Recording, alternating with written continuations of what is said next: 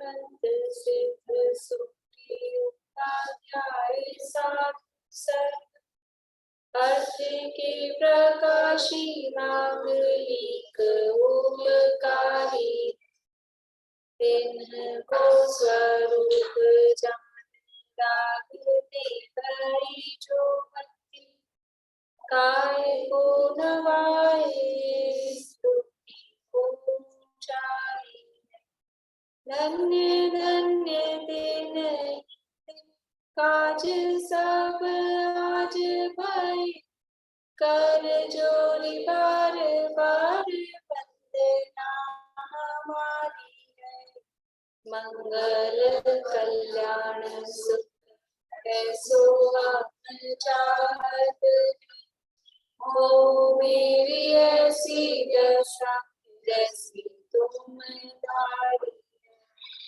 हो मेरी ऐसी दशा जैसी तुम दारी है मंगलमय मंगल करण नीत राग विज्ञा नमो ताई जाते हरिहंसादि करी मंगल करी ग्रंथ करण को जाते मिले समाज सब आवे निज करुणा इस भव तरु का जानहु मिथ्या ताको करि करिए मोक्ष करिए मोक्ष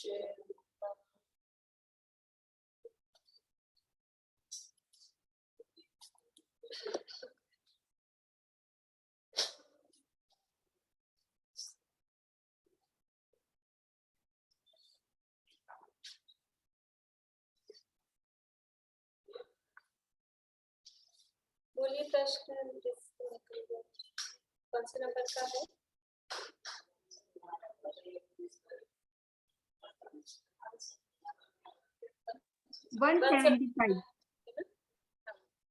इस काल में जीव कहाँ तक यानी उच्च पद में कहाँ तक जा सकता है?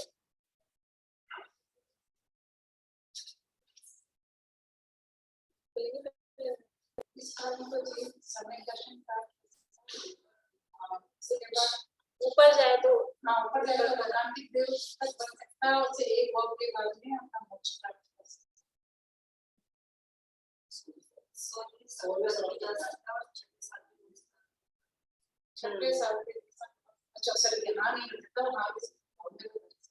यहाँ क्यों नहीं कर सकता? छठा सातवां मनुष्य हो पुरुष होगा तो क्यों नहीं कर सकता? अरे नहीं ये कहाँ सातवां गुण नहीं यहाँ ऐसी चर्चा चल रही है, हम लोग को बात आ रही है यहाँ की आवाज सुनना आ रही है। यहाँ ऐसे कह रहे हैं कि इस काल में छठे सातवें गुणस्थान यानी भावलिंगी मुनि नहीं हो सकते। ऐसा नहीं है, इस काल में भावलिंगी मुनि तो होते हैं, श्रेणी नहीं चढ़ते, श्रेणी नहीं चढ़ते। गुणस्थान तो पुरुष है तो सातवें गुणस्थान तक जा ही सकते हैं। हाँ स्त्रियों को नहीं हो सकता है, स्त्रियों को पांचवा तक हो सकता है। इस काल में किसी भी काल में स्त्रियां किसी भी काल में तिर्यंश किसी भी काल में पांचवे से ऊपर हाँ तो और यहाँ पे जो कहा, यहाँ तो जो ये मोक्ष का उदाहरण देके कहा तो अकेला लौकांतिक तक ही जा सकता है ऐसा नहीं है, लौकांतिक से भी ऊपर। लौकांतिक की तो बात ऐसी कि एकावतारी के नियम के रूप में अगले भाव में ही फिर मोक्ष जाएगा। जो लौकांतिक देव बनेगा तो वो अगले भाव में नियम से मोक्ष जाएगा, इसलिए लौकांतिक का नाम दिया। लेकिन वास्तव में इस काल में भी 16वें स्वर्ग तक जा सकता है। और गुणस्थानों में देखा जाए अन्य मत की बात और अगर गुणस्थानों की अपेक्षा उच्च पद देखा जाए तो छठा सातवां गुणस्थान इस काल में भी प्राप्त है।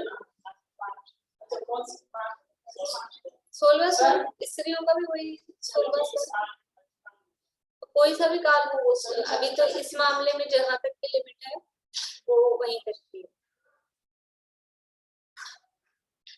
द्रव्य नियोग में द्रव्य गुण पर्यायादि पेज नंबर है ये 294 पे चलेंगे या अरे तो वहां जाएगी तो कोई जरूरत थोड़ा स्त्री बने। अभी वर्तमान में जो स्त्री है वो स्वर्ग में कहाँ तक जा सकती है ये प्रश्न है। ऐसा नहीं स्त्री पर्याय को साथ लेके 16वें स्वर्ग चली जाएगी। देवियों देवियों की उत्पत्ति पहले दूसरे स्वर्ग में, उत्पत्ति की अपेक्षा पहले दूसरे स्वर्ग तक की होती है स्त्री पर्याय में जो देवियां, लेकिन फिर उनके देव आके उनको ऊपर ले जाते हैं। पर यहाँ ये प्रकरण नहीं, यहाँ बात ये चल रही है स्त्रियां कहाँ तक जाती है। तो वर्तमान में जो स्त्रियां हैं वो कहाँ तक जाती है, देवियां तो वो देवी बन गई फिर वो कहाँ उत्पन्न हुई है वो प्रकरण नहीं।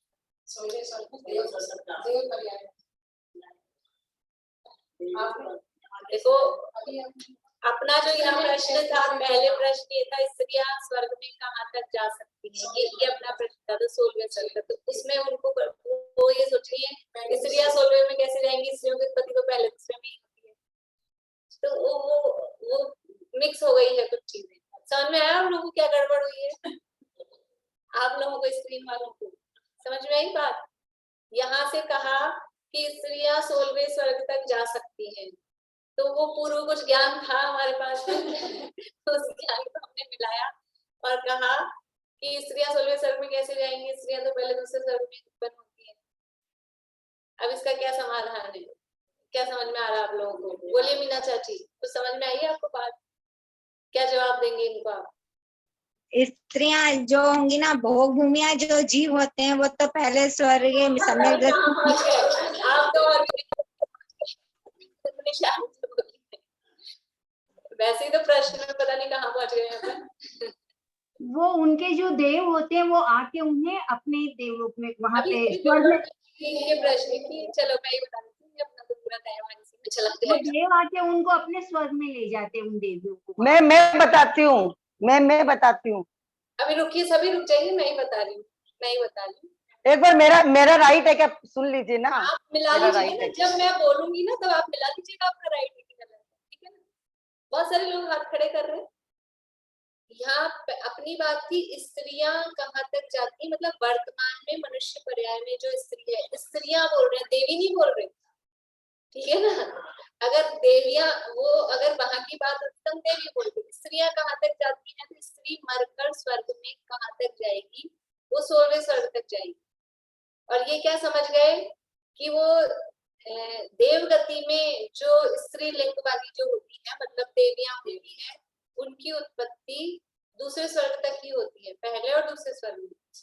ऊपर के स्वर्गों में देवियां जन्म नहीं लेती, उनके नियोगी देव आके उनको ले जाते हैं। तो ये अपनी एक बात, एक अलग प्रकरण था और उसके साथ ही जुड़ गया, इसलिए कंफ्यूजन खड़ा हो गया। ठीक है, तो 16वें स्वर्ग तक देवी ले जाते थे, आके तो देवियां लगती 16वें स्वर्ग तक तो है ना कोई। देखिए अगला प्रश्न ये क्लियर हो गया ना, दिमाग में सही सेट हो गया कि पहले दूसरे स्वर्ग तक की स्त्रियां जा सकती हैं। ये क्लियर अपन कर स्वर्ग में ना चौथा अध्याय पढ़ा था तभी सब बात पढ़ी थी, तभी तो उनको वो याद रह गई। याद पढ़े हुए हैं। हाँ। चलिए अभी आगे का प्रश्न करते हैं। ज्योति आवाज ममता अभी फिर से बोलिए दोबारा से। ज्योति आवाज कट कट के आ रही, साफ नहीं आ रही। वो थोड़ी देर में सेट हो जाता है। अभी यहाँ पे थोड़ी यहाँ से लेते हैं ना स्मारक से, थोड़ा नेटवर्क, घर पे तो वाईफाई रहता है, यहाँ पे थोड़ा डाटा का रहता है, थोड़ी देर में हो जाएगी। कौन सा था?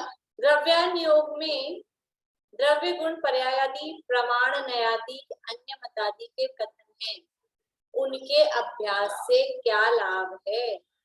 आत्मा की बात जाने द्रव्यानुयोग में वहां तो ठीक है, लेकिन द्रव्य गुण पर्याय का डिटेल और नया प्रमाण का डिटेल, अन्य मतों का कथन, उससे क्या लाभ होता है?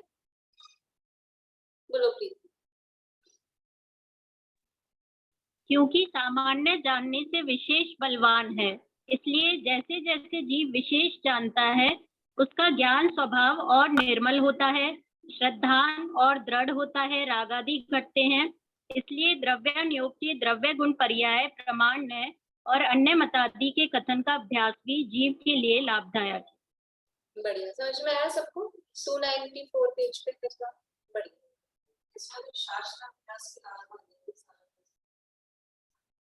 हाँ, वो तो सामान्य रूप से चारों अनुयोगों के हिसाब से है, लेकिन इसमें भी अपन लगा सकते। अब ये प्रश्न है, द्रव्यानुयोग में दोष कल्पना के मुख्य बिंदु बताइए। बोले पूर्णिमा आंटी। द्रव्यानुयोग में व्रत संयमादि व्यवहार धर्म का हीनपना प्रकट किया है। सम्यक दृष्टि के विषय भोगादि को निर्जरा का कारण कहते हैं। तीसरा, द्रव्यानुयोग का उपदेश निचली दशा वालों को कार्यकारी नहीं है, मात्र उच्च दशा वालों को कार्यकारी है, ऐसा भी कहते हैं, क्योंकि अध्यात्म उपदेश वह उत्कृष्ट होता है।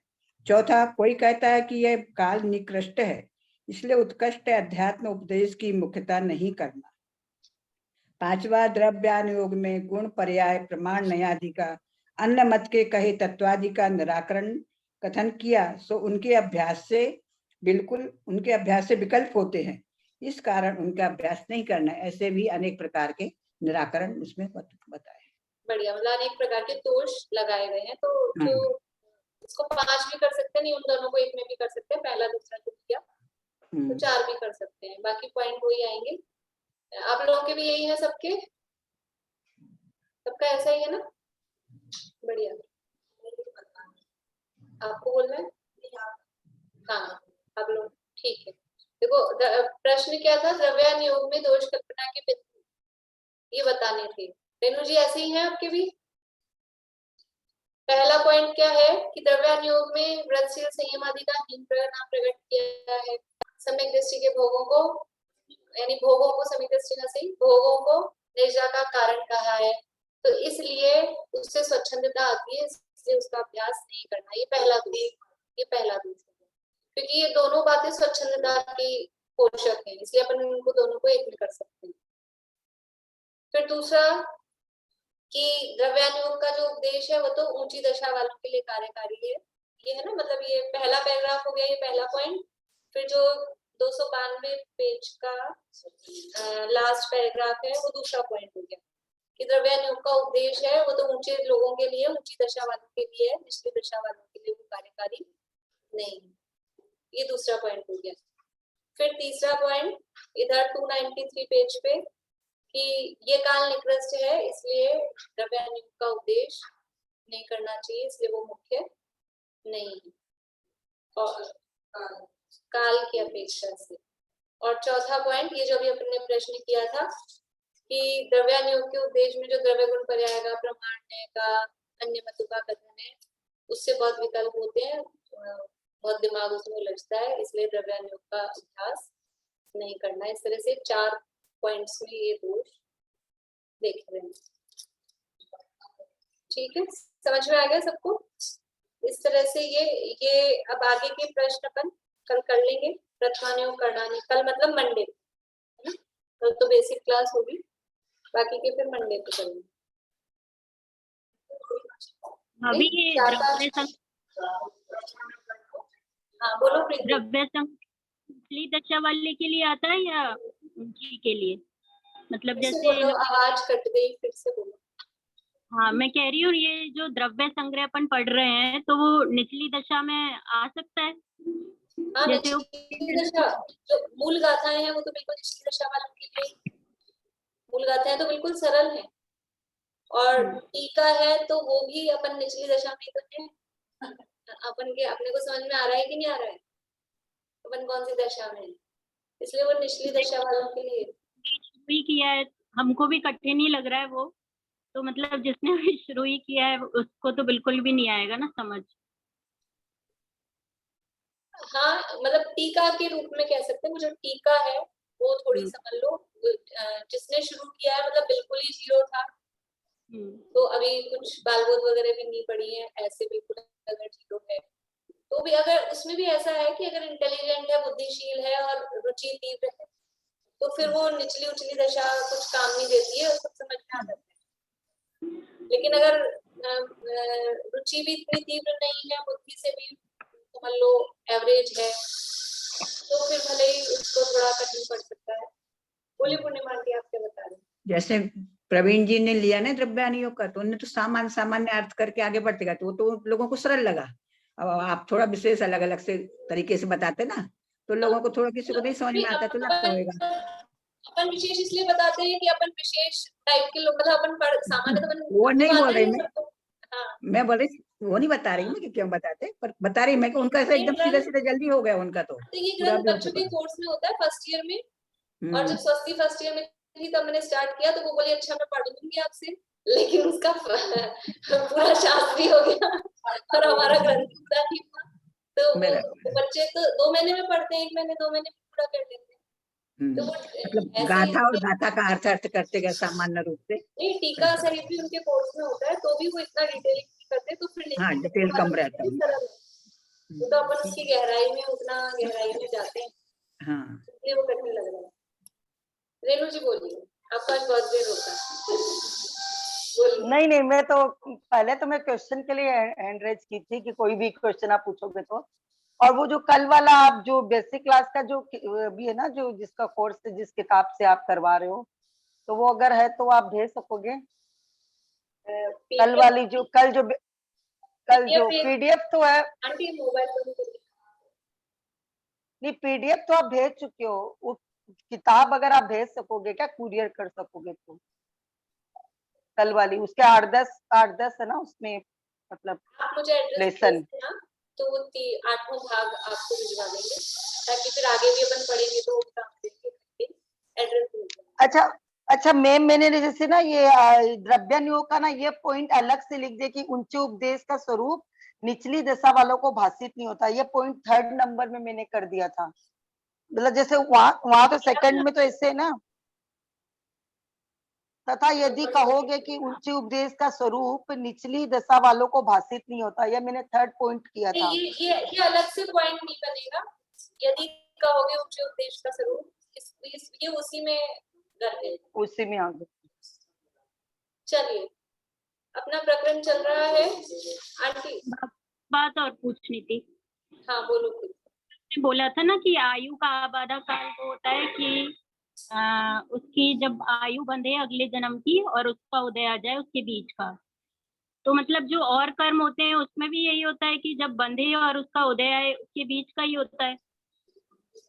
हाँ, उसके बीच का ही होता है, लेकिन उसका हाँ। वो नियम है, वो उदय में कब आएगा वो देखो। इसमें तो क्या है कि जब आयु बंधी और अगली आयु जब शुरू हो, मतलब ये आयु जितनी बची है वो आबादा है, और उसमें क्या हो रहा है कि जो कर्म जितनी स्थिति का बंधा है उस स्थिति के आधार पे आबाधा सेट हुई है।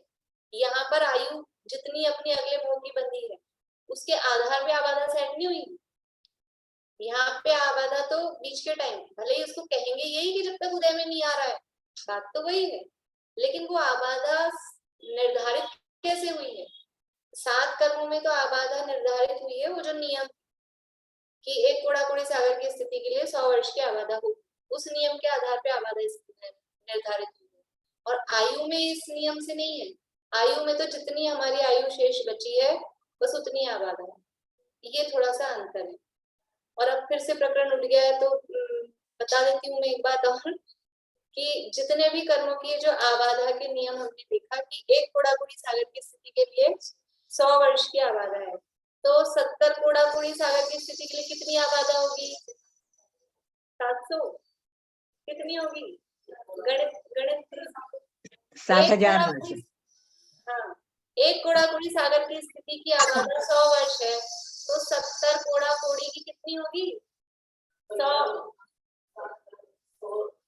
अरे 100 है तो 70 की 1 जीरो और बढ़ेगी ना, 7,000 वर्ष होगी ना। आप लोग इतनी सी गणित नहीं आ सकती। 7,000 वर्ष। तो इस हिसाब से 70 कोड़ा कोड़ी समझ में आ रहा है कि नहीं आप लोगों को? 70 कोड़ा कोड़ी का मोहनी कर्म बंधा, उसकी आबादा कितनी होनी चाहिए? 7,000 वर्ष। लिख के देख लेना करके। 7,000 वर्ष। लेकिन ऐसा कुछ मतलब आज जो मोहनी कर्म बांधा है वो 7,000 वर्ष तक उदय में नहीं आएगा, ऐसा इससे अपने को समझ में आ रहा है कि जितनी आबादी है उतने टाइम तक उदय में नहीं आएगा। तो जो आज नहीं रहने की तो आवाज थोड़ा नेटवर्क का भी रहेगा, थोड़ा सा खुला। आज जो कर्म बांधा है वो कब तक उदय में नहीं आएगा? आबादा का मतलब क्या है? वो कब तक उदय में नहीं आएगा? कि 7,000 वर्ष तक उदय में नहीं आएगा अगर 70 कोड़ा कोड़ी का है। लेकिन ऐसा जरूरी नहीं है। आबाधा काल में आबाधा का भी अपकर्षण हो जाता है। कर्मों की स्थिति का अपकर्षण तो होता ही है, लेकिन ये जो 7,000 वर्ष की आबाधा है वो भी आबाधा में भी अपकर्षण हो जाता है। तो जो 70 कोड़ा कोड़ी का बांधा है वो भी एक आवली काल के बाद ही उदय में आ सकता है। इसलिए हम ये सोचेंगे हमने तो बांधा, अभी तो आएगा कभी उदय। ऐसा नहीं है।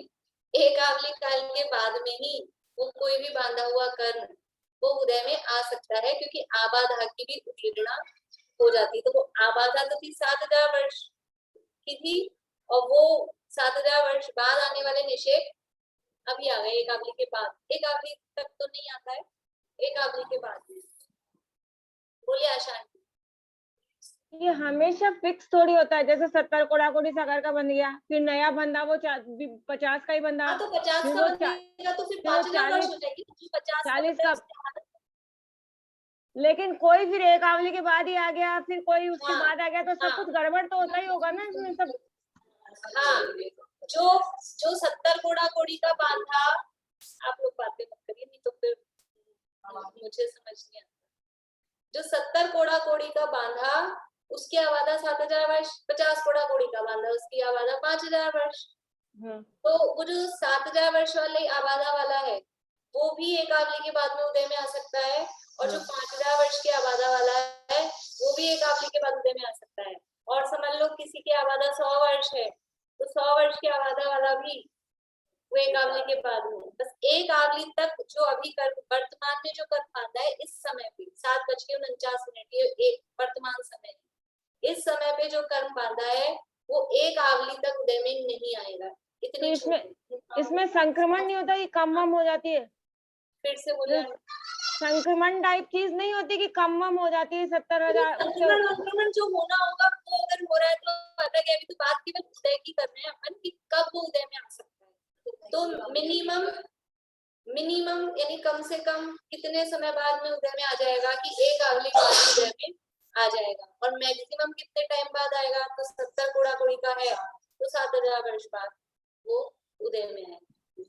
मतलब ऐसा नहीं समझना कि आबादा इतने समय वर्षों की है तो इतने वर्ष तक तो अपन भी सो जाओ, ऐसा थोड़ी ना। अपन तो हर समय कर्म बंध ही रहे हैं ना। हाँ। तो हर समय ही बंध रहे हैं, ऐसा नहीं कि मोहनी कर्म बांध दिया 7,000 वर्ष तक तो अपन फ्री। हर समय मोहनी बंध रहा है कि नहीं बंध रहा है?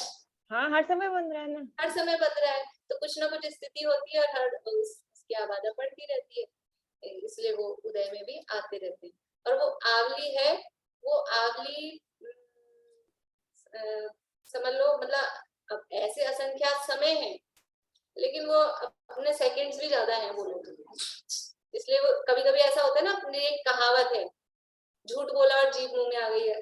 कभी कभी होता है जीभ आ जाती दांतों के बीच में, देखो तुमने झूठ बोला था ना, तो ऐसे कहते हैं अभी किया और अभी फल मिल गया। ये तो कहावत है, लेकिन ऐसा भी हो सकता है कि अभी किया और अभी फल मिल गया।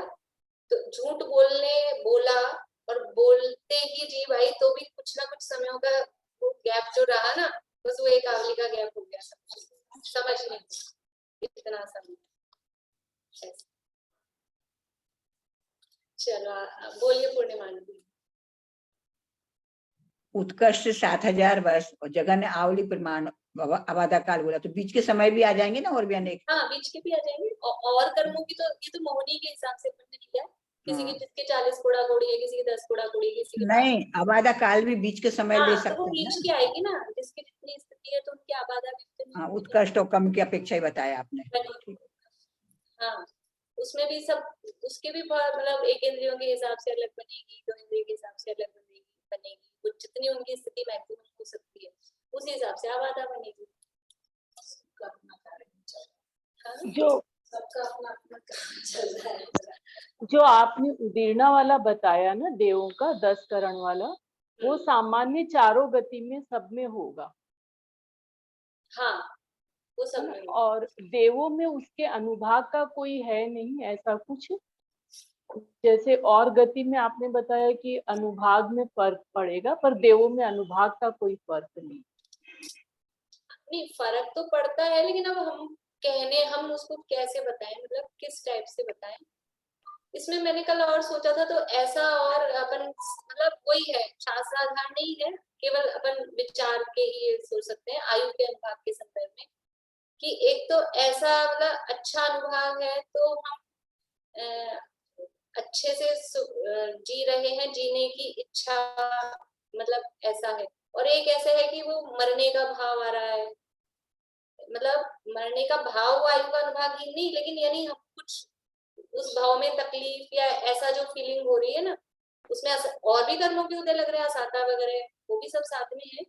लेकिन इस तरह से भी इसको अपन देख सकते हैं कि आयु का अनुभाग अच्छा है, अच्छा फल दे रही है, तो उस आयु में मतलब उस भाव में अपन हाँ खुश सुखपूर्वक से रहे हैं।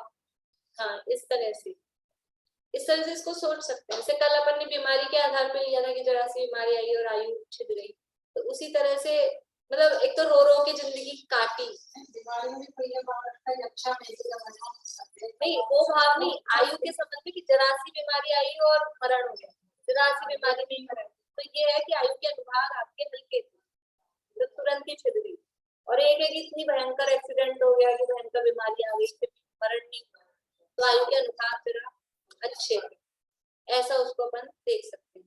तो ऐसे ही एक तो जिंदगी हम काट रहे हैं, जैसे तैसे पूरा कर रहे हैं, और एक है कि उसको उत्साह से रह रहे हैं, उसको भी अपन अनुभाग, क्योंकि अनुभाग फल दे रहा है ना, आयु अपने को फल दे, उस रूप में भी अपन अनुभाग को देख सकते हैं, और अपन मतलब विद्वानों से इसकी विशेष जो विशेषज्ञ हैं उनसे पूछ सकते हैं, मतलब ये मैंने सोचा ऐसा। सुमन जी बोलिए, आपका हो गया प्रमिला जी? हाँ, इसमें ऐसा सोच सकते हैं ना कि पुण्य प्रकृतियों का उदय अधिक रहा तो वो आयु में साता रही। हाँ, वो बाकी उदय तो है नहीं, और वो एक दूसरे के लिए निमित्त, मतलब इस तरह से वो काम चलते हैं बाकी कर। हाँ, आशा आंटी बोलिए। हाँ, मैं एक ऐसे शंका थी कि जैसे ऐसे कहते हैं ना कि मनुष्य जन्म गिनती के टाइप मिलते हैं, तो जैसे उसमें ये सम्मोचन मनुष्य की भी लाइफ, सम्मोचन मनुष्य वाला भी वो आता है क्या कमेंट? सम्मोचन वाले भी वो कहते हैं, पर वो जो बात चलती है ना कि गिनती के मिलते हैं, वो वास्तव में ऐसा नहीं है, वो मनुष्य भव की स्थिति टाइम के आधार पे है, उसमें भवों की जो संख्या है वो हमने वैसे मतलब क्योंकि इतनी आयु उसमें होती है उस आधार पे गई है, लेकिन ऐसा उसमें नहीं है। मनुष्य पर्याय की वो भव स्थिति, इतने लंबे समय तक मनुष्य मनुष्य मनुष्य मनुष्य बने, तो वो इतने समय तक 47 पूर्व कोटि और ऐसा कुछ इसमें आता है, उतने समय तक वो बन सकते हैं, ऐसा उसमें सम्मोचन के शामिल नहीं। और इसको देख लेंगे थोड़ा विशेष। अब मैं सोच रही हूँ आप लोगों के कुछ प्रश्न हो तो वही कर लीजिए, 2-5 मिनट। अब क्या पढ़ तो सकते हैं, अब इसमें इतना कुछ वो नहीं है। हाँ, बोलिए विनीता आंटी। आजकल अपन अपने प्रश्नों की मैं ये कहना चाह रही हूँ, जैसे अबाधा काल की स्थिति कम हुई या समझो उसकी स्थिति कम हो सकती है, तो जो प्रकृति की हमारी स्थिति बनी है वो भी कम हो जाती है कि ऐसा कुछ नियम नहीं है? नहीं, वो तो हो सकती है ना, वो अपकर्षण होगा तो अपकर्षण में स्थिति कम हो ही मतलब जाएगी, दोनों चीज अलग अलग है या एक साथ ही है? अलग अलग। अबाधा की उदीर्णा या मतलब अबाधा की उसको उदीर्णा बोलेंगे, वो अलग है, और मूल जो स्थिति है उसका अपकर्षण होना है कि उदीर्णा होनी है, वो अलग। अच्छा, एक बात ऐसा भी लगता है, जैसे आपने कहा ये आवली के बाद भी उदय में आ सकती है, अंदर से लगता है जो बहुत पुण्यशाली या बहुत पुण्य कर रहा है उसी की जल्दी उदय में आएगी, पाप की होगी थोड़ी जल्दी उदय में आ जाएगी। वो तो पहले ही पाप बांध रहा है, इतना तो उसकी क्या कम डिपेंड हुई। करता है कौन सा कर्म। पाप प्रकट किया जल्दी उदय में आना वो अच्छा थोड़ी ना, बीच में समय मिल जाए तो अपन उसको नष्ट कर दे, वो अच्छी बात है। ये तो कर्म पे डिपेंड करता है, पुण्य जल्दी उदय में आ रहा है कि पाप जल्दी उदय में आ रहा है, उस पे डिपेंड। बोलिए भारती आंटी। आपने बोला कि आयु कर्म जो है वो आप एक तो बहुत उत्साह से जिंदगी जी रहे हो और एक आप सिर्फ जिंदगी काट रहे हो जैसे, तो पर आयु कर्म से इसका क्या लेना देना है? क्योंकि ये तो कर्मों दूसरे कर्मों के ऊपर में है ना, कि आपका साता असाता और बाकी जो भी हमारे वेद जो भी और अपन साता को क्यों देखें, ऐसे भी तो हो सकता है कि जीवन में हमारे पास सब कुछ होता है, बाहर में सारी अनुकूलता है, फिर भी अंदर से ऐसे जीवन के प्रति कुछ निराशा का जो भाव अगर आ रहा है। मतलब मैंने पहले ही कहा, ऐसा कोई शास्त्रों में लिखा हुआ अनुभाग के संबंध में नहीं, लेकिन हम विचार करें तो ऐसा थोड़ा सा लगता है। नहीं, आयु कर्म का तो मेरे ख्याल मतलब आपने बता रहे हो ठीक होगा, लेकिन मैं ये सोच रही थी कि आयु कर्म से तो सिर्फ आयु का मतलब है, बाकी हमारे जिंदगी में जो भी हताशा है, जो भी उत्साह है, वो आयु कर्म के कारण तो नहीं होना चाहिए, मैं ये सोच रही थी। नहीं तो फिर आयु के अनुभाग को हम किस रूप में देखें? हाँ, वही आयु का अनुभाग ही मैं समझ रही थी कि आयु का अनुभाग कैसे होगा। तो अनुभाग का मतलब है वो फल दे रही है, तो मनुष्य आयु को हमको मनुष्य रूप में रहने में वो फल दे रही है ना, तो हम मनुष्य बने रह रहे हैं, खुश होके रह रहे हैं, ये इसको उससे अपन कनेक्ट कर सकते हैं। फिर भी और विचार कर लेंगे, मतलब आप लोगों के लिए समझ लीजिए विचार के लिए है, आप लोग सोचें ये बैठती है कि नहीं बैठ। अच्छा है आपने अपना व्यू बताया। मनुष्योचित व्यवहार तो मनुष्य गति नामकरण के उदय से होता है, वो जो व्यवहार मनुष्यों का बन रहा है वो मनुष्य गति नामकरण, वो मनुष्य गति नामकरण के उदय से होता है, वो आयु बोले पूर्णिमा। आयु कर्म का काम तो सिर्फ उस गति में रोके रखना है। अब तुम रो के जियो या खुश होके जियो या कैसे जियो, तो अलग अलग कर्मों के हिसाब से है ना। हाँ, तो इसीलिए ये रोके रखने वाली बात है ना, इससे मैंने ये अर्थ निकाला है कि वो उसमें रोके रख रहा है। अब अनुभाग अच्छा है तो हम खुशी से रुके हुए हैं, और अनुभाग खराब है तो हम रुके तो रहेंगे ही। तो आयु कर्म का अनुभाग नहीं, और भी अन्य कर्मों का अनुभाग साथ में रहेगा ना। फिर से बोलिए। एक ही कर्म का अनुभाग साथ में थोड़ी देखेंगे, बाकी कर्मों का भी अनुभाग आएगा साथ बाकी में। कर्मों के तो है ही, लेकिन इसको मुख्य तो आयु का है कि रोक के रखना, भले तुम बीमारी में पड़े हो या कैसे भी हो, वो रोके रहेगा उधर। ऐसा बोलिए ममता। साता के ऊपर आएगा ना इसमें, ये रोके काटना यानी वो तो मैं कह चुकी हूँ, ये विचार की बात है, ठीक है, जैसा समझ में आए। और ये दूसरा ये था कि जो अपन ने लिए था ना, विवेक पूछा था ना आशा ने, वो मनुष्य भाव की अपेक्षा, तो 48 वो किस अपेक्षा कहते थे वो क्योंकि वो टाइम पीरियड उतना है ना, तो एक भाव 1 कोटि पूर्व का गिनते हैं, तो उस हिसाब से 47 भाव तो 1 कोटि पूर्व वाले, 47 कोटि पूर्व, और फिर लास्ट भाव होता है भोग भूमि का, वो 3 पल्ले का, तो वो कुछ अधिक, वो उस हिसाब से 48 भाव गिनते हैं। लेकिन कोई जरूरी नहीं कि वो पूरे 1 कोटि पूर्व के भाव बने, वो तो टाइम दिया है, इतने समय का मिलेगा। मनुष्य से मनुष्य, मनुष्य से मनुष्य, ये सर्वार सिद्धि में कौन मतलब फुटनोट में दिया है, वो मैं कुछ को ध्यान नहीं आ रहा सूत्र कौन सा है, पहले अध्याय में बता दूंगी, देख लूंगी उसमें। तो प्रवीण जी ने दिया, हाँ वो प्रवीण जी ने समझा। अब 1-2 लाइन तो पढ़ ले, अपन क्या करें, ये तो बिल्कुल व्रत खोल के 1-2 लाइन पढ़ ले।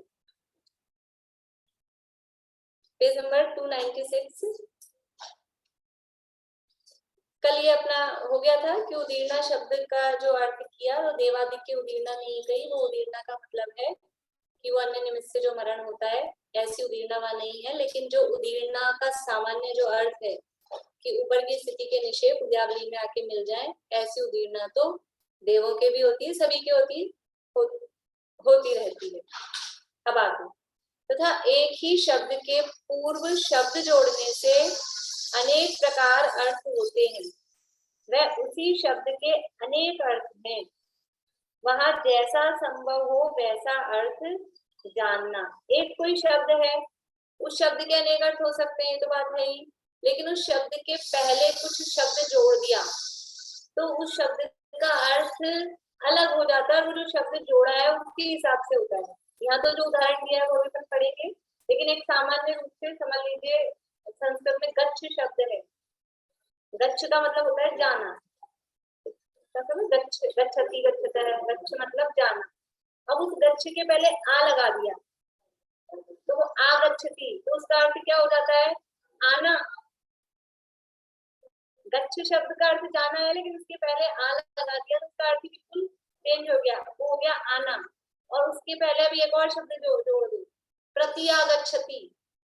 गच्छति, विनीता आंटी को बड़ा मजा आ रहा है इस शब्द में। गच्छति, आगच्छति और प्रत्यागच्छति। तो गच्छति यानी जाना, जाता है, आगच्छति मतलब आता है, और प्रत्यागच्छति मतलब जाकर फिर आता है। प्रति वापस से, प्रतिक्रमण में अर्थ किया था ना, लौटता है, वो प्रति मतलब वो लौटता है। तो वो एक शब्द आगे लगाने से ये तो मतलब ऐसा संस्कृत वगैरह में वो उसको उपसर्ग बोलते हैं, प्रत्यय बोलते हैं, उससे अर्थ बदल जाता है। यहाँ पर देखो, जैसे अभी यहाँ पढ़ते हैं, जीते उसका नाम जिन। जिन किसे कहना? जिन का शब्द अर्थ है जीते उसे जिन। लेकिन धर्म पद्धति में किसको जीते? वहाँ कर्म शत्रु को जीते उसका नाम जिन है। दुनिया के शत्रु को जीत रहे हैं कि कोई मैच में जीत गए हैं, कि कोई गेम में जीत रहे हैं, वो जिन हो गए हैं। इंडिया जिन हो गई, इंडिया जीत गई, तो ऐसा नहीं है। अब यहाँ उस जीते उसको जिन कहते हैं, तो जीते के पहले क्या लगा दिया? कर्म शत्रु को जीते, तो वो अर्थ समझना। यानी जहाँ जो अर्थ कहा है, तो यहाँ कर्म शत्रु शब्द को जोड़ने से जो अर्थ होता है वह ग्रहण किया है, अन्य नहीं। जिन शब्द का क्या अर्थ ग्रहण किया है? जिन शब्द का अर्थ ग्रहण किया है जो कर्म शत्रु को जीतता है। और समझ लो अपन इसमें पढ़ते हैं बालकों में, जो इंद्रियों को जीते, वही अर्थ किया है ना। जिसने मोह राग द्वेष और इंद्रियों को जीता वह जिन है। अभी समय नहीं है इसलिए आप लोगों से पूछती नहीं, तो जिन किसे कहते हैं? जिसने मोह राग द्वेष और इंद्रियों को जीता वह जिन है। बालकों में ये परिभाषा थी, वही बात है मोह राग द्वेष कर्म में। इसलिए यहाँ धर्म पद्धति में कौन जिन, कि कुछ भी जीतने वाला वो जिन नहीं। इलेक्शन हो रहे हैं यूनिवर्सिटी में, तो वो जिन हो जाएंगे, जीत जाएंगे। आपको तो जितना नहीं है। जो कर्म शत्रु को जीते उसका नाम जिन। यहाँ कर्म शत्रु शब्द को पहले जोड़ने से जो अर्थ होता है वह ग्रहण किया, अन्य नहीं। इसी तरह से आगे उदाहरण दिए हैं। इतना ही लेते हैं, अब कल लेंगे, कुछ समय हो गया अपने, ठीक है ना। पढ़ लिया अपन, कल नहीं मतलब मंडे को लेंगे आगे, मंडे को इसको आगे बढ़ाएंगे। और जो प्रश्न बचे हैं वो भी प्रश्न करेंगे। मजा आता है, तो कुछ चर्चा है। ये तो शाम को तो अपनी चर्चा ही चलती है, ऐसा कोई वो नहीं है। चर्चा होनी थी, समझ में आना चाहिए विषय। चलिए, निर्माण स्थिति। मैम आप वो 16 स्वर्ग वाला क्या बोले आंसर? 16 स्वर्ग वाला क्या आपने क्या बोला? उसका आंसर क्या बोला? 16 स्वर्ग में तक वो जा सकती है स्त्री, उसका आंसर क्या बोला? जो वर्तमान में स्त्री है, मनुष्य भाव में जो स्त्री है, वो मर के 16वें स्वर्ग तक जा सकती है, ठीक है।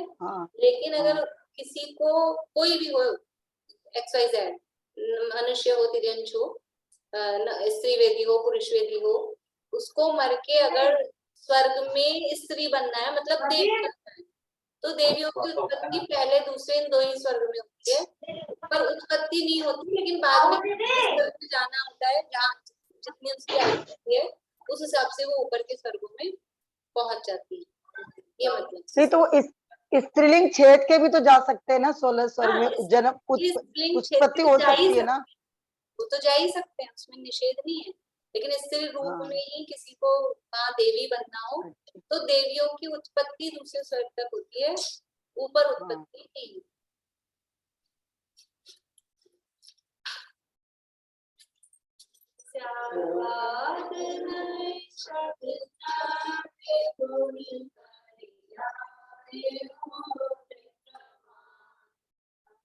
जड़ कर्म चेतन